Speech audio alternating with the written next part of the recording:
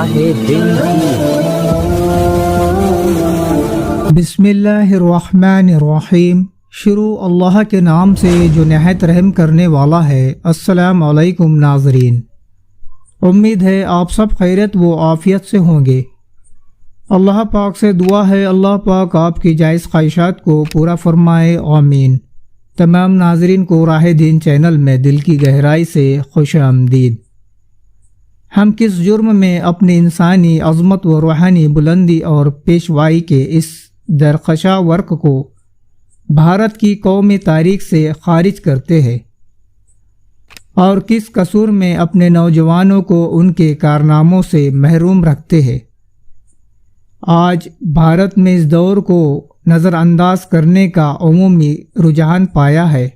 ہماری جدید تاریخوں میں ہمارے نصاب کی کتابوں میں اس کا شائنۂ شان تذکرہ اور ان کی بلند و منفرد شخصیتوں کا تعارف نہیں ملتا۔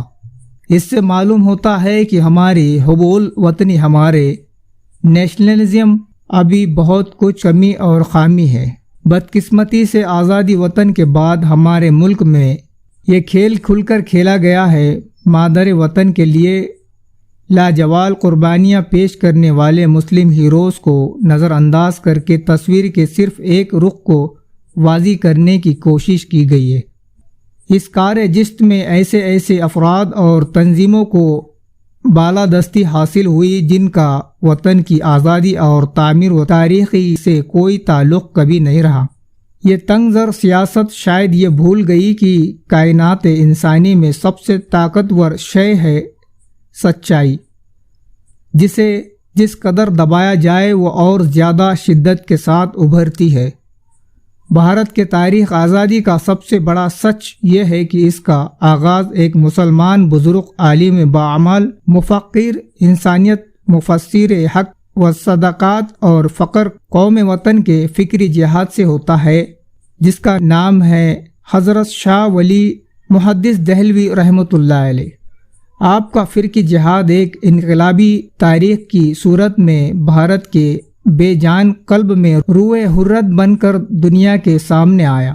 مرکز تحریک ہے جہاں سے سید احمد شہید نے جہاد، آزادی اور جذبہ حریت کا تاریخ خاص پرچم بلند کیا۔ نظام آباد، لکھنؤ اور سندھ وغیرہ مقامات پر بھی شاہ صاحب اپنے انقلاب تحریک و مرکز قائم کیے، جہاں سے ذہنی و فکری اور عملی تربیت یافتہ مجاہدین کی بڑی تعداد نے پورے ملک میں ایک پاکیزہ اور صحت مند انقلاب کی روح پھونک دی۔ ولی اللہ تاریخ ایک مکمل پیغام انقلاب تھا، جو صرف بادشاہ اور بادشاہ پرستوں کے لیے ہی پیغام فنا نہیں تھا، بلکہ ان طاقتوں کے لیے بھی موت کا پیغام تھا جو سلطنت مغلیہ کی جانشین بننا چاہتی تھی۔ یہ پیشاور سپاہیوں کی مدد سے ملک کے چپے چپے پر جاگیردارانہ نظام کے جھنڈے گاڑے ہوئے تھے۔ بدعنوان بادشاہ امر اور جاگیرداروں کے علاوہ شاہ صاحب کی تحریک دنیا پسند علماء مشائخ کے خلاف بھی ایک مؤثر آواز تھی۔ چونکہ عوام کا بڑا طبقہ ایسے ہی عناصر کے زیر اثر تھا، اس لیے آپ کی اصلاحی انقلابی تاریخ کی قدم قدم پر مخالفت ہوئی، لیکن آپ نے مخالفت کی شدید آندھیوں میں ہمگیر انقلاب کا چراغ روشن کیا۔ دنیا کے معروف انقلابی مرکز ایجلیس اور لینن ایسے دور میں ہوئے جبکہ طاقت نے بہت کم وقت میں ان کا پیغام قرۂ ارض کے تمام انسانوں تک پہنچا دیا۔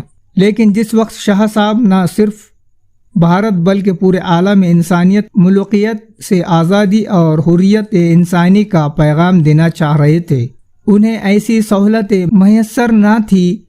اس وقت ترویج و اشاعت کا ذریعہ تقریر و تربیتی مرکز اور کلامی تحریری ہی تھی۔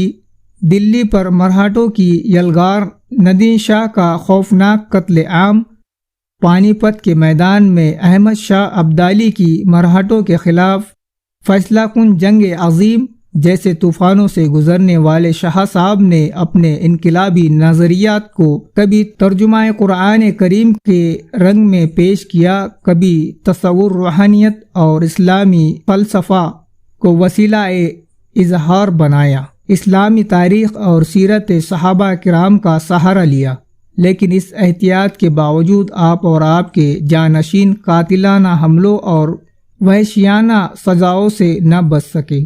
تو ناظرین مجھے دیجیے اجازت، ملتے ہیں دوسرے ویڈیو میں۔ السلام علیکم، اللہ حافظ۔